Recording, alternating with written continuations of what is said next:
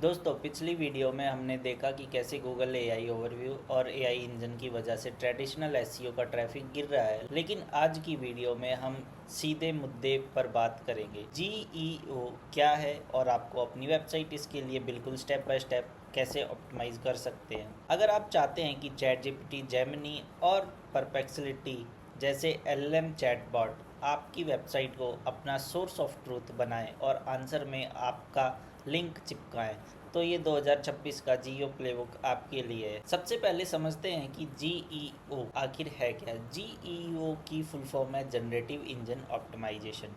Traditional SEO में आपका target होता है गूगल के टॉप 10 लिंक में रैंक करना, लेकिन जीईओ में आपका गोल टॉप लिंक बनना नहीं है, बल्कि एआई मॉडल के लिए ट्रस्टेड रेफरेंस बनना है। एआई इंजन्स पूरे इंटरनेट से इंफॉर्मेशन को समराइज करते हैं और अपना एक आंसर तैयार करते हैं। उस आंसर के बीच में वो जिन वेबसाइट को क्रेडिट देते हैं उन्हें हम कहते हैं साइटेशन। जियो का मतलब आपने अपने कंटेंट और टेक्निकल बैकएंड को ऐसे स्ट्रक्चर करना है कि आपकी वेबसाइट को क्रेडिट प्रोवाइड किया जाए और साइटेशन दिया जाए। फॉर एग्जांपल, अगर मैं चैट जीपीटी से पूछता हूँ how to find best marketing agency for SEO of my business, I have manufacturing business for example. अब मान लीजिए अगर जो ये आंसर प्रोवाइड करता है और ये किसी वेबसाइट को साइट या फिर रेफ़र करता है, तो वो वेबसाइटें साइटेशन होती हैं और आपको अपनी वेबसाइट को इस तरीके से ऑप्टिमाइज़ करना होगा कि आप इनके ट्रस्टेड सोर्सेज बन सकें। मे बी रिस्पॉन्स थोड़ा डिले आ रहा है किसी रीज़न से। Let's try in incognito mode. अब देखिए, जैसे कि मैंने ये जेमिनी से पूछा है और अगर ये साइटेशन प्रोवाइड, जैसे ये देखो सॉल्यूशन, ये कहीं ना कहीं से मुझे वेबसाइट के रेफरेंस दे रहा है, तो इन वेबसाइटों को साइटेशन दिया जा रहा है। आगे बढ़ने से पहले हम समझते हैं कि एलएलएम चैटबॉट या फिर चैटबॉट किस तरीके से जानकारी आपको प्रेजेंट करते हैं। देखिए, कोई भी एआई कंपनी, चाहे ओपन एआई हो या गूगल हो, अपना एग्जैक्ट इंजन एल्गोरिथम कभी पब्लिकली रिवील नहीं करती, क्योंकि ये उनका सीक्रेट रेसिपी है। लेकिन टेक्निकल रिसर्च के मुताबिक एलएलएम मेजॉरिटी 3 तरीकों से आंसर जनरेट करते हैं।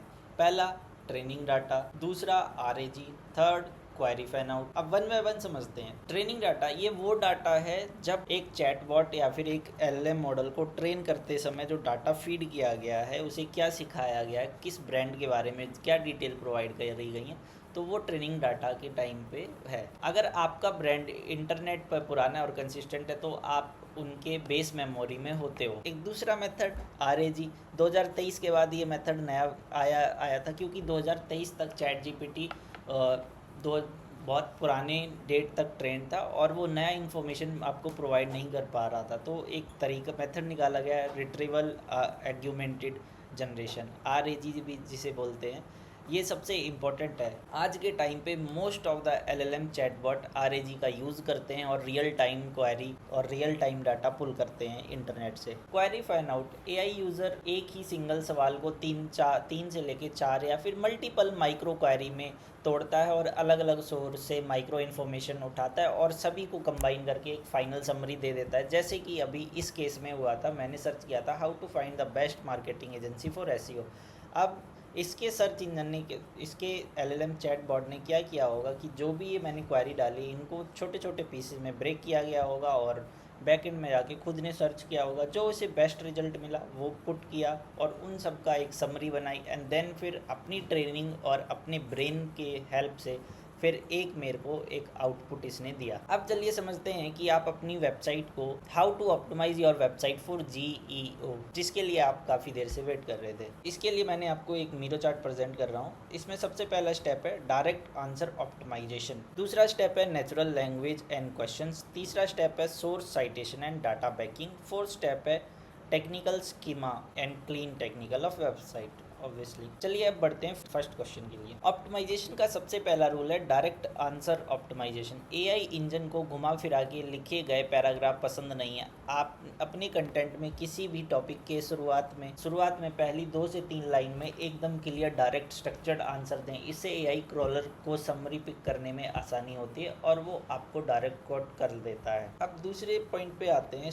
Natural language and questions. पहले क्या होता था कि आप H2 डिफरेंट टाइप के कीवर्ड फोकस रखते थे, लेकिन इस टाइम पे आप ट्राई कीजिए कि क्वेश्चन बेस हेडिंग्स आप रखें। तो जब तक आप क्वेश्चन बेस हेडिंग रखेंगे, आपको LLM बहुत ज़्यादा हाई चांस है कि वो आपको साइट करते हैं और आप हमेशा डायरेक्ट आंसर टू यूज़र देंगे। Conversational H2 and H3 heading. लोग एआई से कीवर्ड में नहीं, नेचुरल लैंग्वेज में सवाल पूछते हैं, जैसे how do I optimise my website for AI in search 2026। अपने कंटेंट के H2 और H3 टैग को डायरेक्ट कन्वर्सेशनल क्वेश्चन में बदलिए और उनके ठीक नीचे 2 से 3 लाइन का कंसाइज आंसर दीजिए। ज़रूरी नहीं है कि आपको आर्टिकल 2000-3000 वर्ड की लेंथ में लिखना है, आप कंसाइज में रख सकते हैं।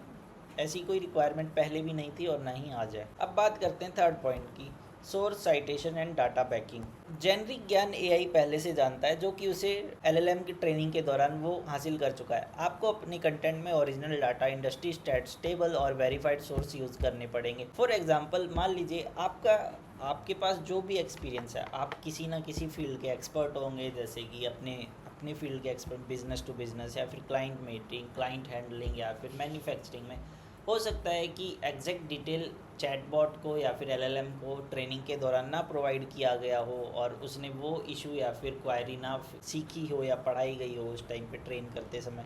लेकिन आपके एक्सपीरियंस से आपको मालूम है कि ये व्यू होता है और ये पर्सपेक्टिव रखा जाता है या फिर इस तरीके से चीज़ें ऑपरेट करी जाती, तो आप अपनी पर्सनल ओपिनियन और एक्सपर्टीज़ अपने आर्टिकल में शोकेस कर सकते हैं। ये सब करने से क्या होता है, जब आप स्टैट्स और यूनिक एक्सपर्ट ओपिनियन ऐड करते हैं तो एआई का एल्गोरिथम आपको ट्रस्टवर्दी सोर्स मानता है और साइटेशन के चांसेस 10x बढ़ा देता है। फोर्थ पॉइंट की बात करते हैं, टेक्निकल स्कीमा और एक क्लीन वेबसाइट होनी चाहिए। आपकी वेबसाइट में कोई भी ऐसा पॉइंट नहीं होना चाहिए जिसकी वजह से आपकी वेबसाइट एआई क्रॉलर क्रॉल ना कर सकें, जैसे कि उन्हें ब्लॉक ना करना होना चाहिए, आपका robot.txt क्लीन होना चाहिए, साइट मैप प्रॉपर होना चाहिए, वेबसाइट बॉट और यूज़र फ्रेंडली दोनों ही होने चाहिए। अपनी वेबसाइट को ट्राई कीजिए कि मैक्सिमम टाइम आप HTML फॉर्मेट में ही प्रेजेंट कर सकें किसी भी ब्राउज़र या फिर उसके, क्योंकि कुछ टाइप की वेबसाइटें जो कि हैवली डिपेंड होती हैं जावास्क्रिप्ट पे, क्योंकि आज के टाइम में भी